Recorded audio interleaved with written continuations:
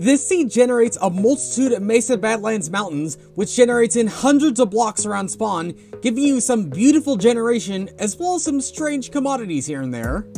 And straight away, right off the bat, we've already noticed that we spawn right on the edge of some mesa. More specifically, right on the edge of some mesa plateaus, as well as, behind us, this huge wall of mesa. Or, no, wait, Stony Shore. As well as what appears to be a near-on infinite supply of coral around here. But if you are interested in checking out these Mesa Badlands mountains, then I'd recommend heading off in this direction. One, because obviously the Mesa mountains are in this direction, but also because on the way, you'll actually pass a ruin that's just sitting itself literally about 50 or so blocks above the ocean for some reason, and not just one, but also this one up here too. Which means that whatever secrets or chests or anything like that is hidden underneath it should be relatively easy to actually excavate, as we can see right here. Though this one doesn't really have much to offer, as we can see. But the other one up here we can see, well, it has some food at least, and a treasure map. Huh, and what do you know? The treasure is actually leading us directly to where I actually wanted to take you anyways,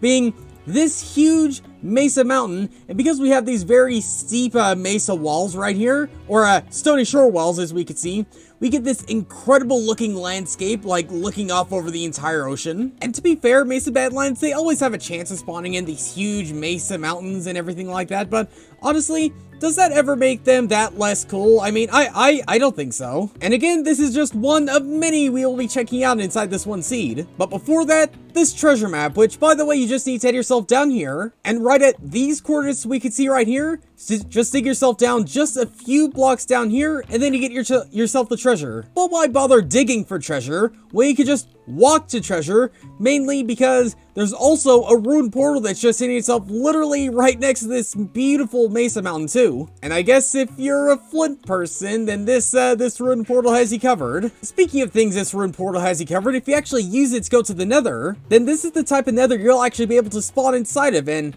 ooh, it's kind of a dangerous spawn, if I'm honest. I guess just be aware of your surroundings when walking out of this one nether portal, right inside of a soul sand valley, some crimson forest, and a whole bunch of lava around the place. But going from one bad land to another, where can you actually expect to find more of these mesa mountains? Well, past this one beautiful looking coastal area, you just head yourself literally right here, and then you get yourself also some incredibly vast Mesa Badlands mountains. And if anyone asks, yes, I did mean to stutter at the end of that clip. And I wasn't keeping track, but I think this one might be just a little bit higher than the first one we went to. I don't know, it's possible, but something that's also possible is finding even more Mesa Badlands mountains. And even the ones that aren't the tallest in the world, such as that one, is still incredibly vast. Even some of the non-Mesa mountains go pretty decently high, such as this one, Stony Mountain. Speaking about non-Mesa generation, there's actually quite a decent amount of interesting generation that happens outside of the Mesa biome, such as, again, some pretty steep elevation right here,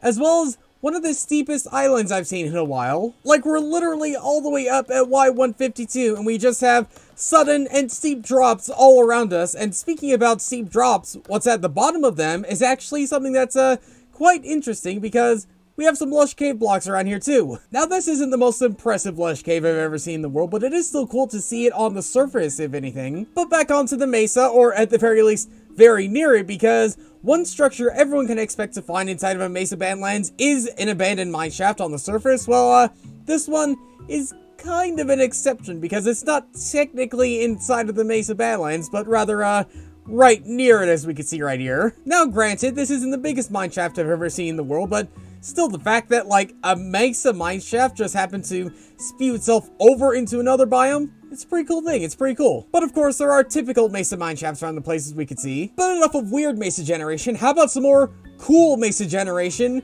such as these epic Mesa mountains around the place here too. I told you could find a whole bunch of these around the place, and once again, here's yet again another one. But if you're a person who's looking for more traditional Mesa Badlands generation, then this area right here definitely has it. Geez, we're 2,000 blocks out and there's still more Mesa generating. Oh well, at least there's more weird mineshaft generation around the place. But after years of epic exploration throughout the Mesa, we finally reached the end of it. Oh, look at that, some mangrove swamp. But yep, all good journeys at some point or another must come to an end, much like this video. Are these end of the video segments getting better or what?